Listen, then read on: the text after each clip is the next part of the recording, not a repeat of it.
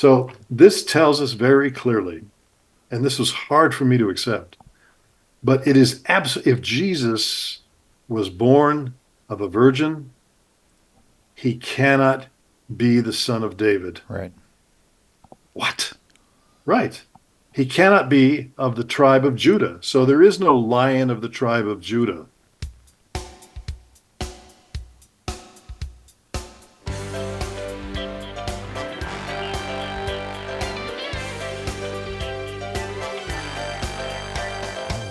Welcome to TaNaCh Talk. I'm your host, William Hall, broadcasting live out of Kingsland, Texas, USA, with another episode of Learning Hebrew using the weekly Torah Parsha with our dear friend in arms, Gavriel Arya Sanders from the Holy Land. Welcome back, my friend. It's always a pleasure to have you here, especially doing this particular class. So welcome back. Welcome back. It's an honor to do this with you. Thank you, I brother. think I was thinking about it earlier, and I was reflecting that this is probably I don't know, maybe somebody somewhere else is trying to duplicate this, and they should. Sure. But we just have two guys sitting opposite each other, separated by 8 time zones in this case, poring over the text and figuring out what it says. And we have literally hundreds of people looking over our shoulder through the week after we get this up on the web. So I just think it's marvelous that people come and hang with us. Yes, It's a absolutely. ponderous thing to do, but this is really how it has to be absorbed, because you got to get it from somebody who's got it. Yeah. It takes time to get it, and it takes a tremendous amount of repetition. And that's not something people today really want so much. It's Right. like, unscrew my head, Yeah. put the chip in there, and I'm fluent. Yeah, too much of the Matrix thing going on. Can you fly a helicopter? Not yet, but wait. Okay, now I can. Well, wouldn't that be great? That'd be awesome. So if you're tuning in, I think Elon Musk is working on that. So. it wouldn't surprise me a bit. So if you're tuning in for the first time, our process is 4 steps with the bonus number 5 at the end. The 4 steps are we're going to go through. I'm going to read each verse myself as fluidly as I can. Gavriel will come back and speak it the way it should be spoken, or way you would hear it in the native tongue, so you can hear the slight differences or see where I need to have my ironings to be done. He's going to take care of that for me.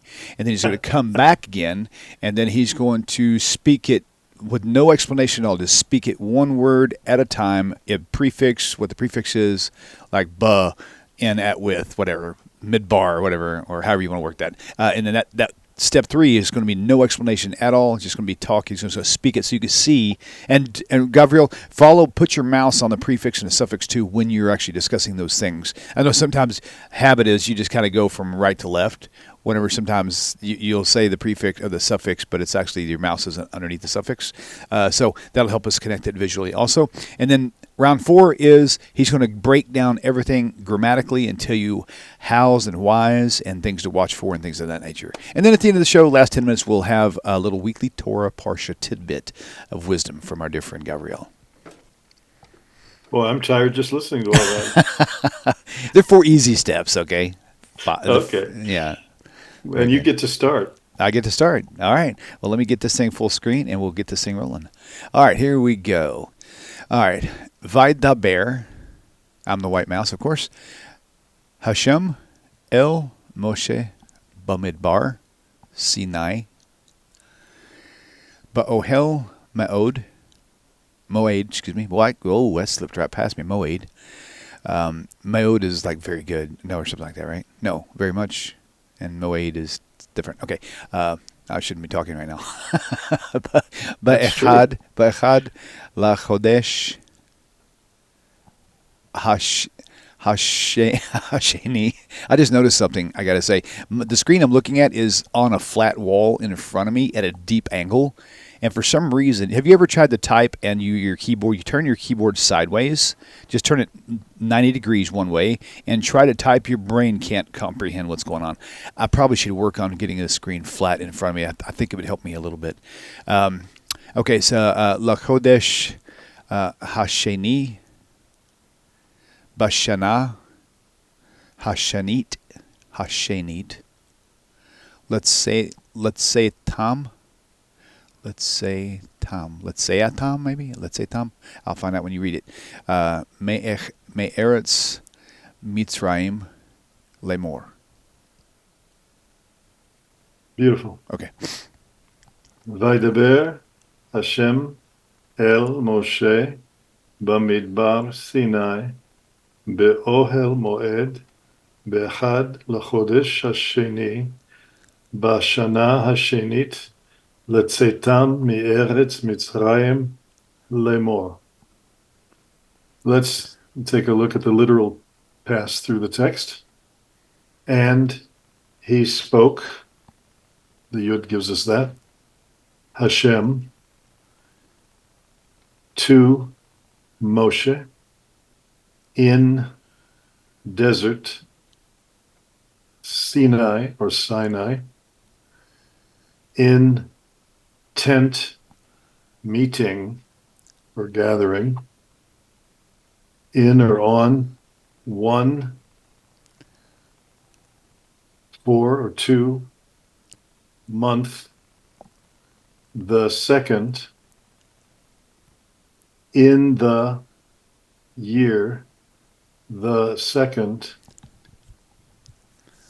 2 or 4, going out, there going out, from land, Egypt, saying, or quote.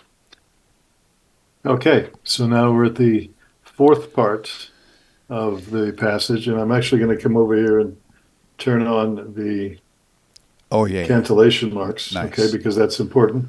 Now, William, you did a fine job going through. You only had one word that was an issue because you kind of regularized the basic rule that the emphasis in Hebrew is on the last syllable, unless it's marked otherwise. And there's a certain category of nouns in particular, they're called segolet nouns, that have an accent on the first syllable, and there's one in there. So we'll come to that in a minute, but I wanted to show it to you. Nice. Because these cantillation marks, and if anybody's using Safari, let's just say it's a technical thing, you can come up here and this is where the layout is, and down here where it says vocalization, we've looked at this before.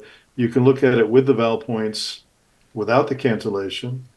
You can look at it without any vowel points whatsoever. Ooh, one day. That's a challenge to read. And this is how we read the Torah, in the scroll without the marks and using the Asherit stylization of text. Nice. But if you want to see how it should be chanted and what those marks are, this is really just to help you find out where do I put the emphasis. Nice. And so I'm going to leave this on for right now. So here we have Vaidaber. This is the most frequent word we've run into in all of our studies to date, and it shows up. It's probably the most frequent opening. Somebody could do a study of it and get back to us and tell us, and we'll give you credit for that. So this word Yedaber by itself would mean he will speak, but we've said many times that this vav is the reversing vav, vav epuch in Hebrew, and it causes the verb to do the opposite of what it is. We'll see it both represented in the future, meaning past, and we'll see it in the past, meaning future. So why does it do that? I think just to drive William crazy, that's all. But I think you're right. and to make a barrier to entry, I don't know. I'm not sure, but I wrestled with this for a long time until I finally it just clicked, but it took a long time. Okay. So then we have he spoke, Hashem, and then the word to. Now sometimes we could just have le on the front of the word and it can mean to. This is a bit more formal. El. This is not one of the names of God, by the way. There is a name of God that starts out this way. Okay. But this is to. It's a preposition. Moshe, of course, we know what that is. And then we have here Bamidbar Sinai. So we have to take this phrase together. So here it means in. And then Midbar, of course, is desert. It's interesting, by the way, if you look at the shorish on this word, the root on this word, and the root on this word, you say, what's the connection between speaking and desert? There isn't always a connection, or sometimes it has to be, it's hidden, it's kind of dug out. For right now, we're going to assume that there's not, and then we take the word as midbar versus medaber. Without vowel points, by the way, if we just do that, this looks like medaber, and this looks like yedaber. Mm-hmm. So we kind of need the vowel points to help us out here. Right. Sinai, of course, it's not Sinai, it's Sinai. And then this is one of the words I wanted to focus on here for just a second. It's be'ohel as opposed to be'ohel. Right. So it's this is a Segolite noun. This the name of this sign here. The three dots in a triangle, upside down triangle, is a Segol. And sometimes you see a word that has two Segols, okay, like Yeled, boy. Sometimes it has two dots, Tsere, like Sefer, book. And in this case, it has a holum on the top here, the O, but because of this here, it turns out being Ohel. So it's Ohel Moed.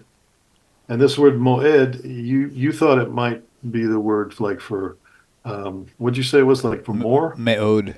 Tov me'od. Yeah, Yeah. yeah, okay, that's it. Yeah, yeah, Moed as an olive. Right. Right. Oh, okay. Gotcha. Okay. And so this is a word they translated over here as Bo'ohel Moed is tent of meeting, meeting, gathering in biblical Hebrew and in modern Hebrew. There, Moed is also like a special holiday. So Passover is a Moed. We have I don't want to go down a rabbit trail there, so I'll Sure. just stay. I'll keep it there. Now we have Be'echad Lachodesh, in or on one to the month, the second. So there's what's interesting is we're in the book of Numbers. See right there, it says it. We're in the book of Numbers, and there are a lot of numbers, and so we're gonna do our That's best to funny. to kind of highlight those because it's one of those vital things that you need. I mean, if you come to Israel, you need to know your numbers to ask somebody how much something is, or to check prices and things like that. So it's very important to know them. And then the book of Numbers is very precise about its numbers. And that's going to be very important to us in our last section today when we talk about something very important to any Christians that are watching or former ones that have come out. Good. Lachodesh Hasheni. So here we have the word Sheni.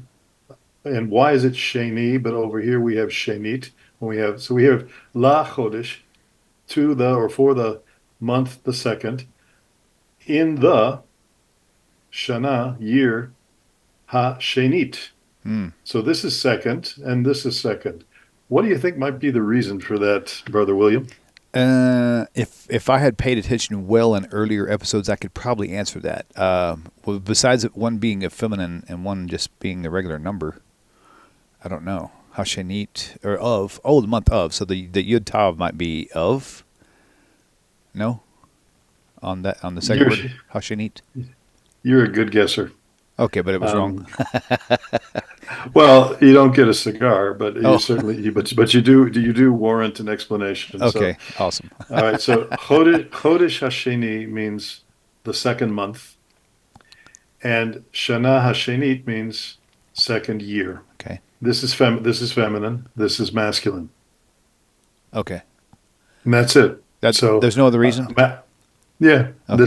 a masculine noun takes a masculine number. A feminine noun takes a feminine Oh, number. so it was That's the feminine. that's the that's the general rule. So So my we have first guess was right. So I do get a cigar.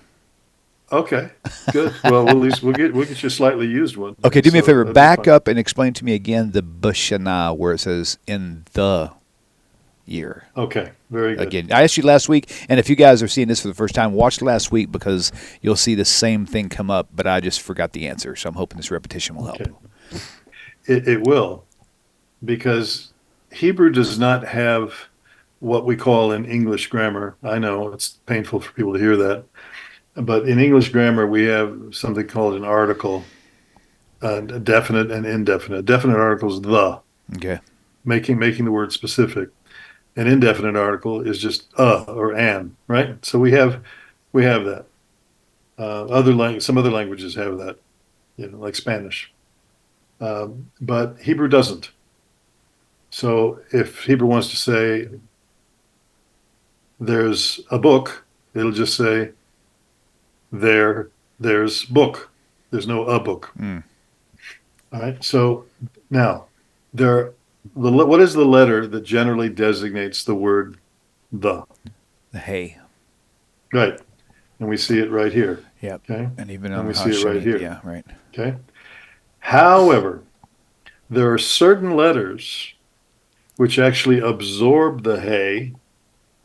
And instead of it being like B, like this, Yeah. you got ba, like this. Okay. Okay. Instead of it Oh, right, being, right, right. okay. Yeah. Instead of being L, like this, you've got La, Mm. like this.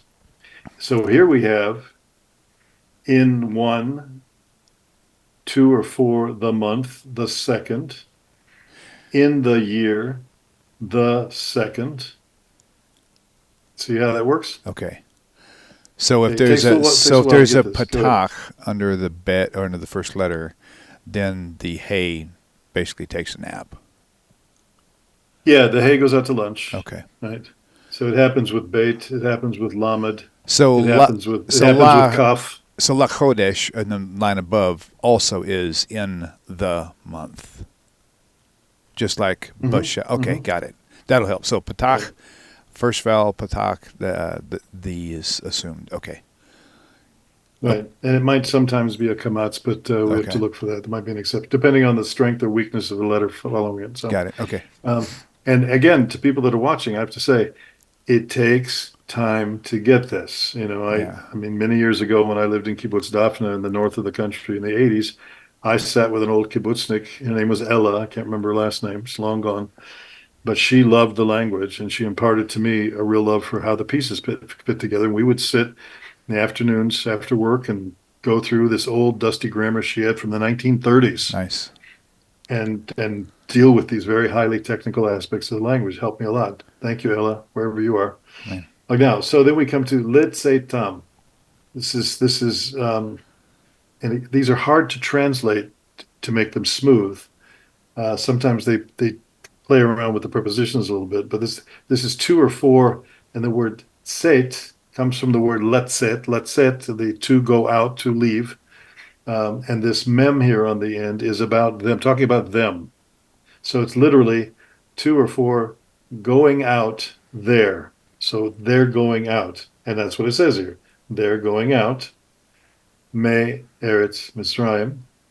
Now, I have to say something about the mem here. We haven't talked about this, but we're getting into some technicalities and not moving very fast, but that's okay. Okay. If we only get through a few things, but we provide a platform for understanding in the future, that's really what our goal is here. So the mem, sometimes you'll see may, and sometimes you'll see me. Not like this. This is part of the word.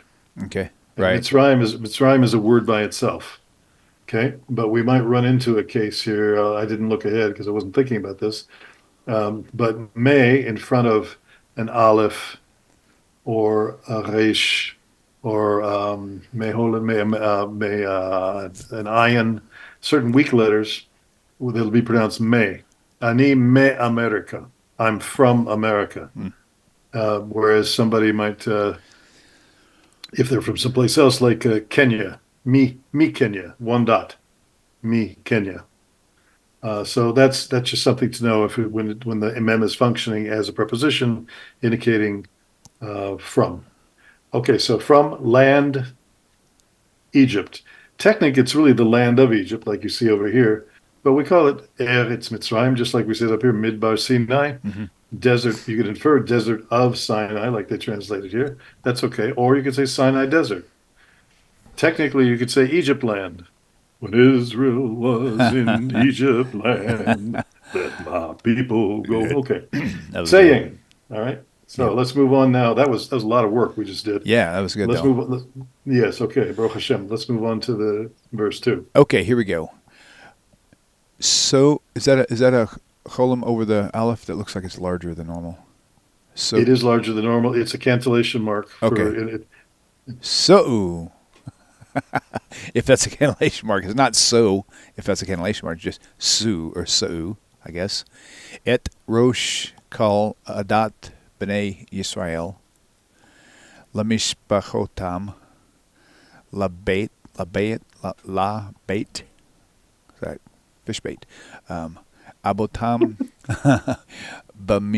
bamispar shamu shemot kol zakar legul galotam. Excellent on that last word. That's a tough word. That was a different one. Okay. If you didn't notice, my back right now is feeling amazing compared to last time. Holy Baruch cow. Hashem. Yes. Got me in a way chipper mood. Hopefully, you guys will enjoy that for today. Yeah, the energy level on this program has definitely gone up in this edition. So Oh, it's either yes. it's either you're feeling better or, good better living through chemistry. I don't know which. So I think you and uh, I have good chemistry together as Havrusus. I we've mean, always we've yeah. always worked together very well. Yes, Thank sir. God. I really appreciate it. It's years now. Thank God. It's really been amazing. It Baruch has Hashem. been. All Berkshire. right, let's go through the reading. Sa'u et rosh kol adat b'nei Yisrael lemishpachotam levet avotam b'mispar shemot kol zachar legul gulotam. So I missed Cole twice. I keep forgetting about that. I said call on both of Mhm. those. Okay, good to know. Which most people would do. Right. So, Literal? mhm. Lift up. This is a marker for the direct object, but interestingly, there's no hey. We'll come back to that. Lift up, head, all congregation, sons of Israel, two or four, families there, two or four house fathers there, in number names, all male, two or four skulls there. That is so fascinating to get that literal like that. It's really neat to see how that's pieced together in the Hebrew. I mean, how that language works. That's beautiful. Again, I don't know anybody else who's going at it like we are. Right. So I hope that, the people that have a real passion for the language can stick with us. So, okay, let's go through and take a look then okay, so this is an expression. It means lift up the head or take account of all the congregations. It really is all the congregation of the sons of Israel. Um, and that's going to include their families according to the houses of their fathers, uh, by the number of names, according to all the males, according to their heads, but really it's a skull. A Golgolet is a skull, and all the Christians here or former Christians will remember Golgotha, right? Oh, right. Yep. It comes from this word, all right? So just parenthetically to tie something together. Um, the Do you remember how a census was done, by the way?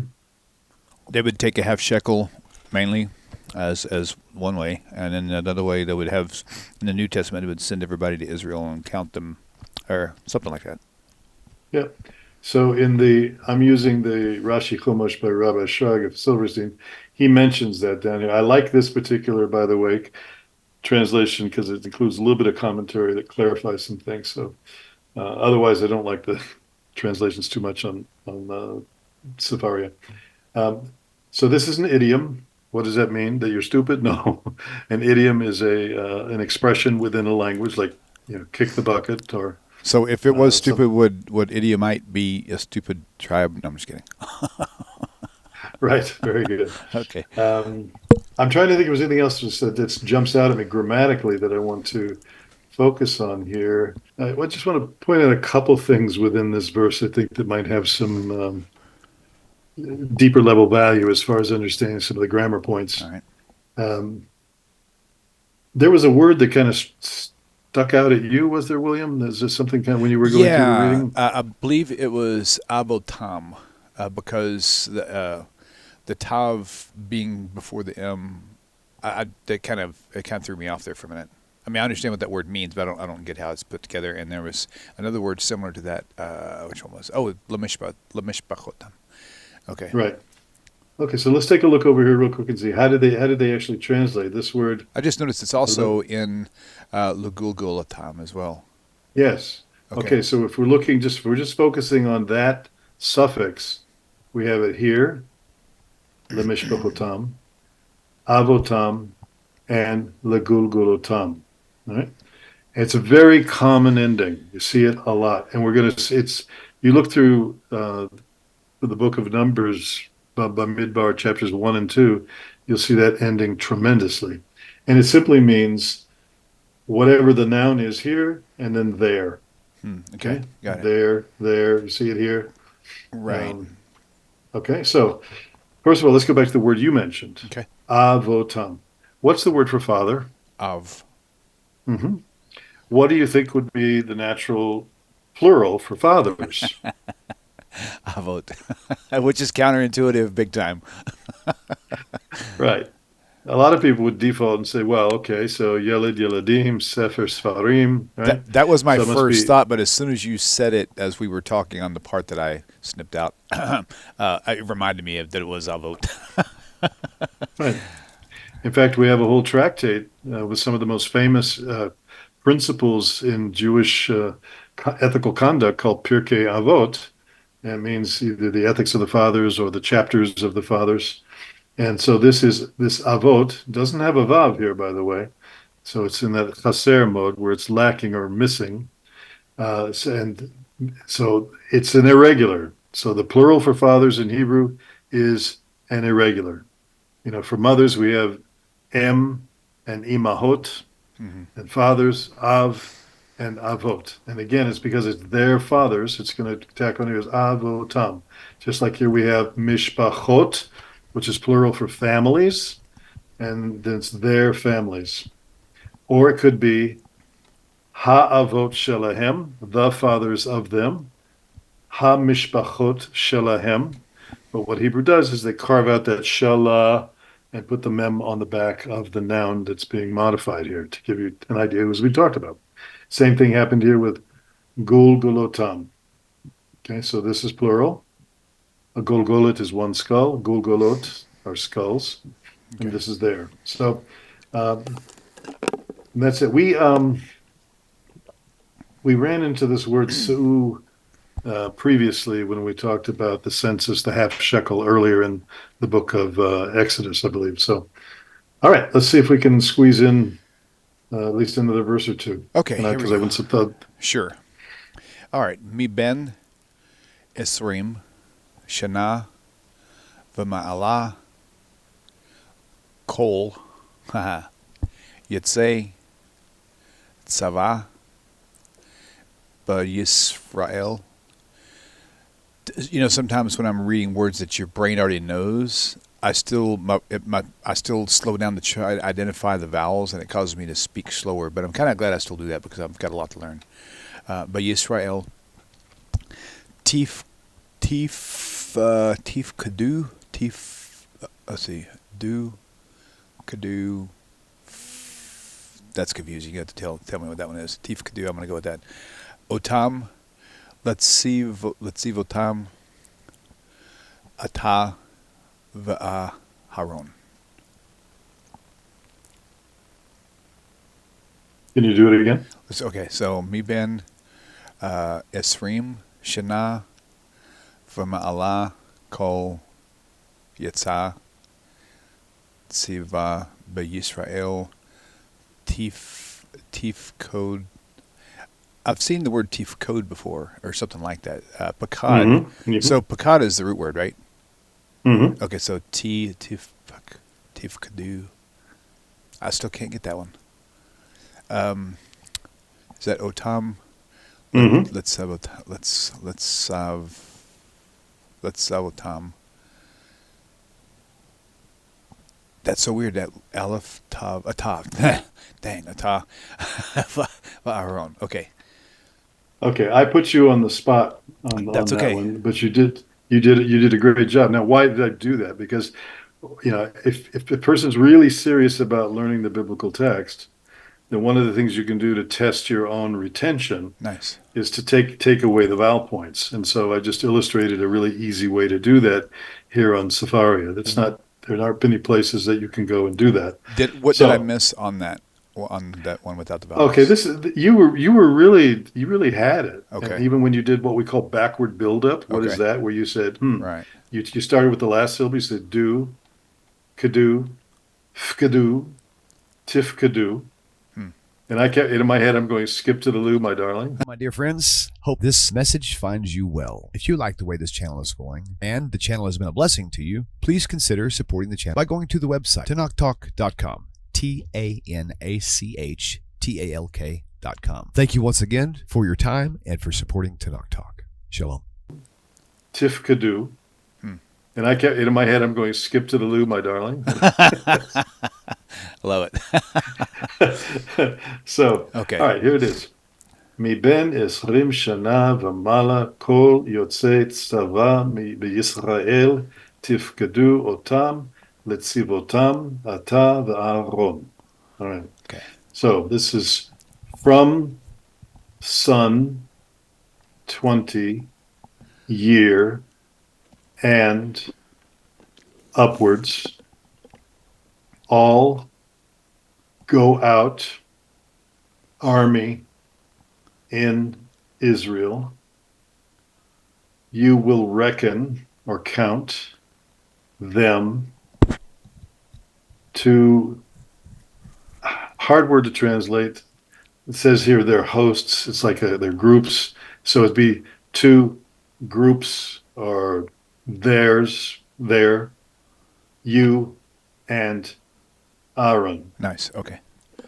Okay, so we have here then again. There's some numbers in here from, and then when we talk about how old somebody is, we have to use either ben or bat in front of them. So Okay. ben, say ben comma. So ben esrim means son. In this case, these are 20 years. You can read the translation; it's fairly accurate. Okay.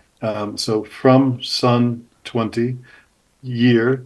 It's interesting. It uses this in the singular and not the plural. Because here it says 20 years. Yeah. Right? So let's And read here it says from son 20 year and up or upwards. Okay. And then it qualifies all. Yotze is the word to go out. All the ones who go out. Again, it's singular here. Interestingly enough, it's talking about individuals. Tzava is the word for army. Now here they translate it kol yotzei tzava, to war, but really it's everyone who goes out, army in Israel. And then tifkadu, we said already, was reckoning them or counting them. We have a parsha called Pekude, right? Right. And it comes from this particular word. Moshe Rabbeinu, when he came to the sons of Israel, came saying, Pakod Pakadati. That's what Yosef said that the Redeemer would say. And that you see his word come up a lot. Them, again, it's going back to this word here, tzava. Here, do you see it here? There's Right, the root. right. Here it is again. And it's tziv o tam. So it's plural. It's really a masculine word, but it's using a feminine ending. And this is that them again, like we saw in the other words up here, with the tom. We're really beating the tom here tonight. So, all right. Okay, let me think. There's anything else? You have any question on this particular verse? Okay. I think you explained that one pretty well. We can probably do verse 4. This may be our last one. Okay. We're at 40 minutes ish. Yeah. Let's move. Yeah, let's do that. Okay. All right. Here we go. Va itkem you ish. Okay. Good. Lamate ish rosh labet avotav hu. Great. There's a lot packed into this little verse. Let's hear it. Veitchem yu ish lemate ish rosh levet avotav hu. Okay, the literal. And with you, plural, there will be man, 2 or 4, tribe, man, head, 4 or 2, house, fathers, he. Nice. Okay, now Right? It's now we're waiting for the wonderful explanation of man. okay. So, I mean, first of all, you could just glance over here and see how Rabbi Shraga Silverstein, with the Rashi, kind of translated this. Okay. It's good. I like this one. So, but it's ve'itchem.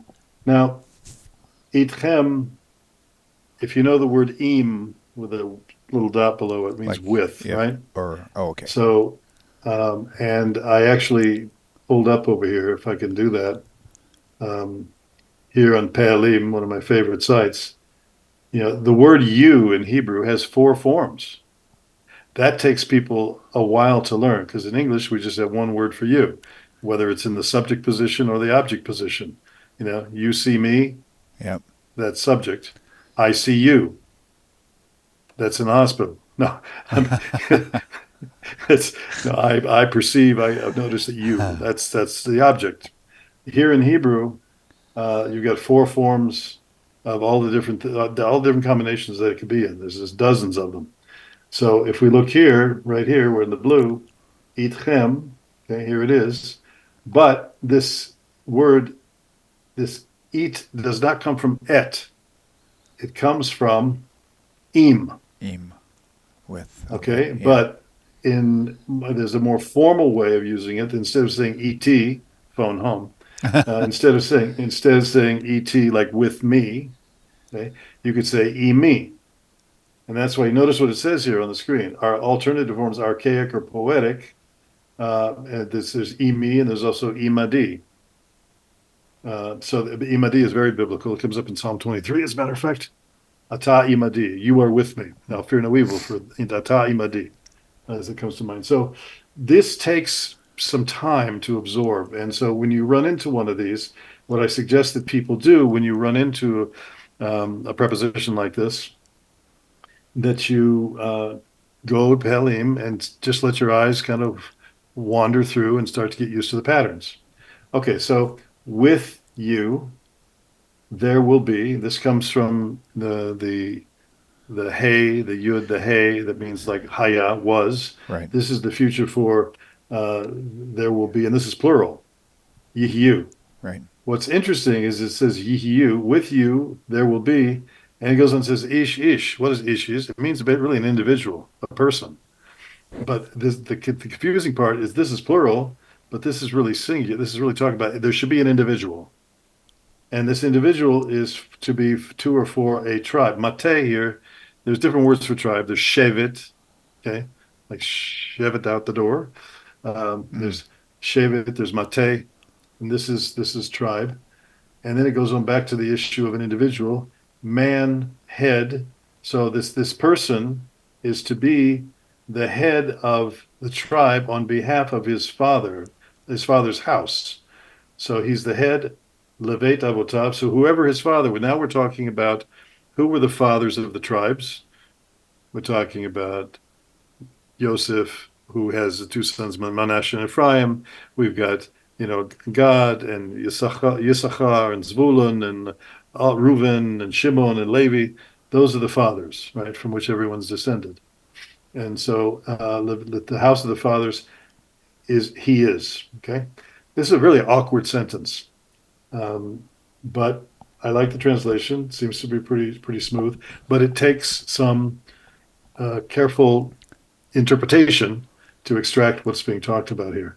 Now, I'd like to move on to the next section. Okay. Oh, so we're going to wrap this one up now, and this will be our little segue into the weekly Torah Parsha commentary. Yippee. Take it away, boss. No pause needed. Okay, so first of all, I'd wished we'd had time tonight to get through these names simply because it's a great exercise in reading names that are totally unfamiliar to most people. Oh, So wow. it's See it's a that? good Yeah. it's a good experience, to go and wrestle through, with names like Ben Tsuri Shaddai and so forth. But you can do that on your own nickel. I wanted to come down. So some of them are short, as you can see here. But I wanted to come down to something that's very important is here in verse 18. Okay.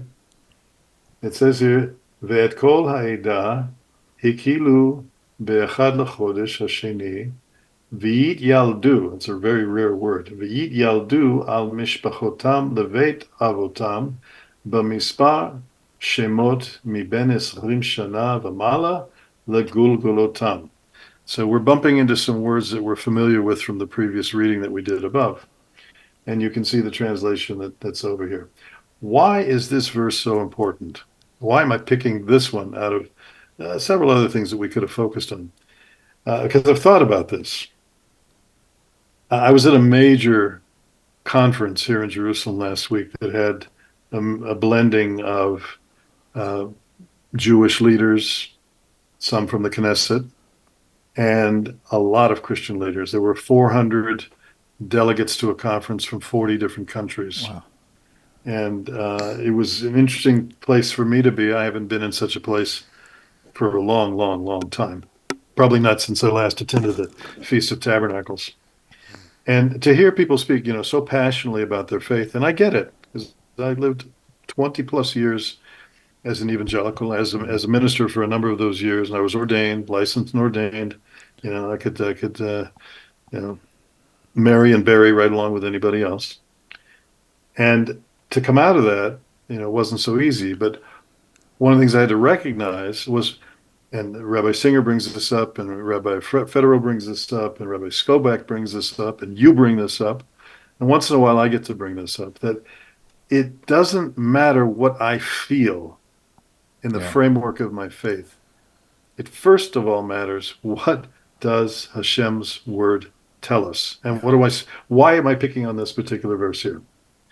Because while I was at this conference, a lady said, I was asking them a bit about, the messiahship of the one in whom they believe and why they believed it. So I was kind of poking around the edges of the framework of their faith. And so one lady said to me, well, yes, there's the Abrahamic covenant, but there's also the Davidic covenant. And the Davidic covenant is the one where it's sworn to keep someone on the throne of David forever. Okay. And that automatically, in their interpretation, means Jesus, that he's the one sitting on the throne of David forever. However, and you know this because you heard let's go back. You heard Rabbi Singer talk about this, and this is definitely in his book, Let's Get Biblical. How is tribal identity transferred from one person from one man to another? Right. Through the Father. It's from the Father. Right. And this verse is probably, the clarion verse for establishing that. And so it says within it uses this very unusual word, yit yaldu. Now, what's the root of this word right here? Which word is it? Yelid? Right here. Yes. Yelid. Okay. So this has to do with child. Right. Male There's child. a Hebrew word. Male child. There's the Hebrew word yaldut, which means childhood. So this has to do with a person's pedigree. So it says here, all the congregation that gathers together on the first of the month, on the first of the second month, all right, which would be of ER, and they will basically give their pedigree. They'll recite, their genealogy, who they came from, okay, about their families and their father's house, and the number of names from 20 years up. By their heads, basically.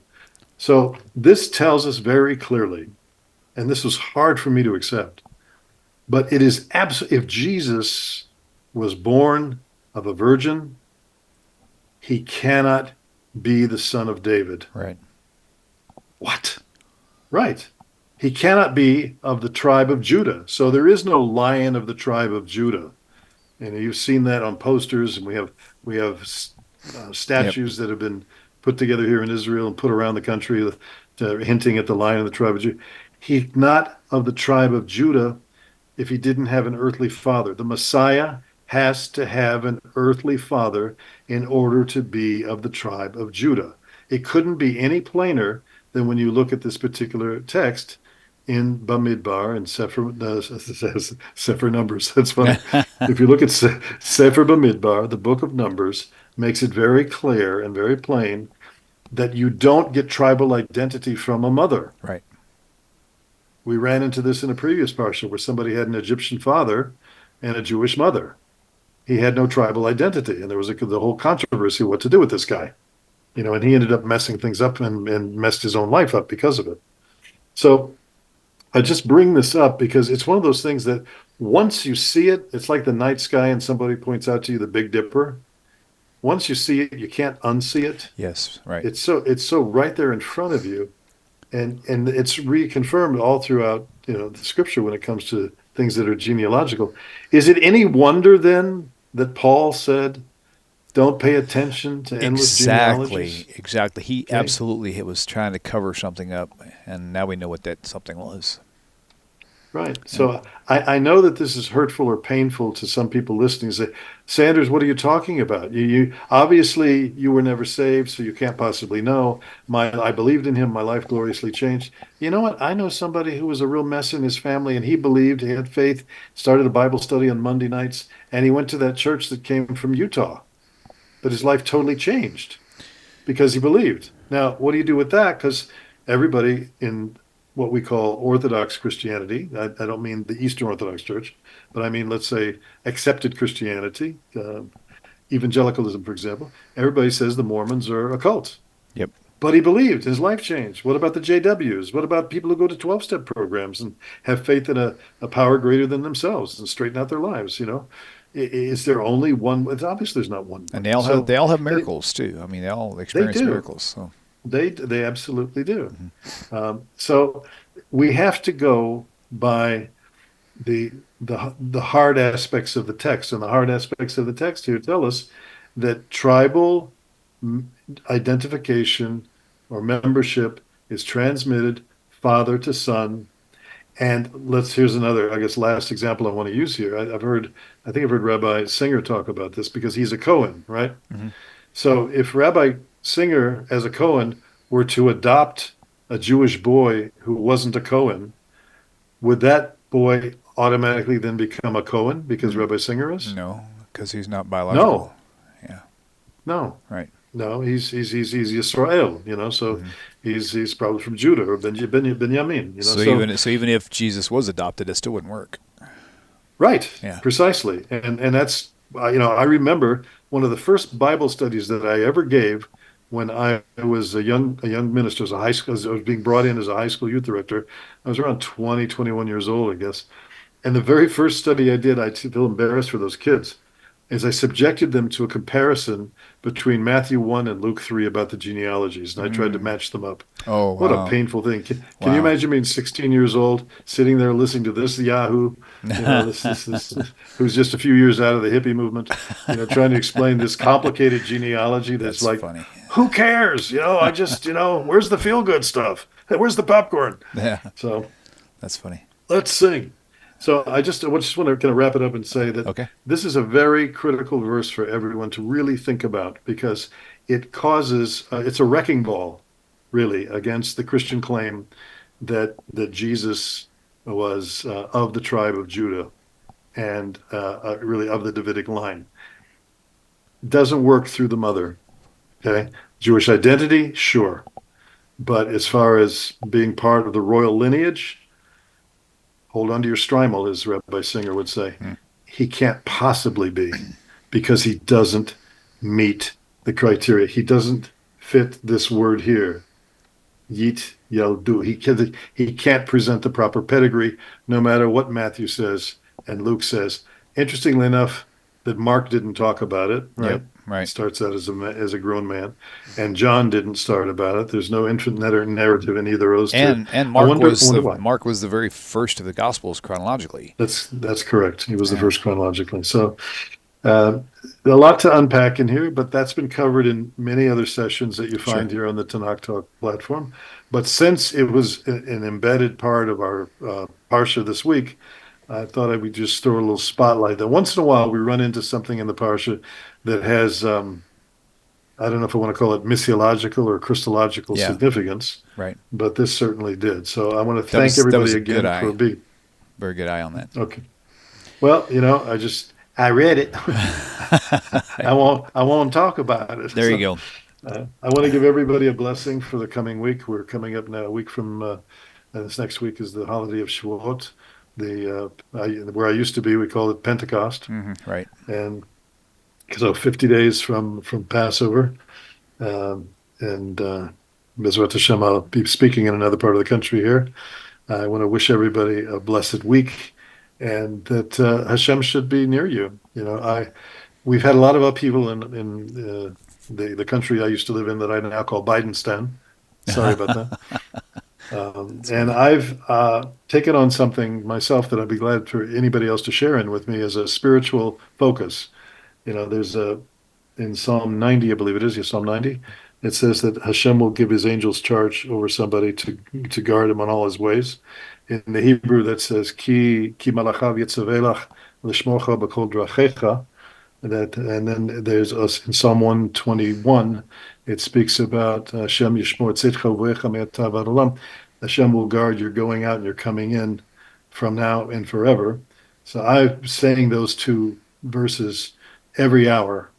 I have an alarm on my phone that goes off on the head of the hour, and I say them for President Trump. Oh, nice. Because I'm just the man needs to be surrounded with, with prayer and truth, and it doesn't matter politically. This is not about politics. This is just about evil going on in the country right now. So obvious, the two-tiered system, and we us little folks, what weapon do we have to work with? We have the weapon of prayer. Yeah. And embedded within the Psalms are the right words to use. Those get right through. So I'm asking people to join me either in the Hebrew or in the English with those two passages. And if you want to participate in that simple, you might be just once a day, you said, or I'm trying to do it often. When the alarm goes off, I remember. So there's an alarm for what's going on in the world today, across the world. Mm-hmm. Hashem's trying to get our attention. He's trying to get us to deepen our spiritual focus. So don't think about it. Don't drink about it. Mm-hmm. Pray about it. All right? That's the thing to do. Awesome. Awesome. Gavriel, thank you, my friend. Much. Wonderful job as usual, and look forward to seeing you on the next Parsha coming to a theater near you. Shalom, everybody. Have a great week. Take care. Peace. Hello, my dear friends. Hope this message finds you well. If you like the way this channel is going, and the channel has been a blessing to you, please consider supporting the channel by going to the website, TaNaChTalk.com, TaNaChTalk.com. Thank you once again for your time and for supporting TaNaCh Talk. Shalom.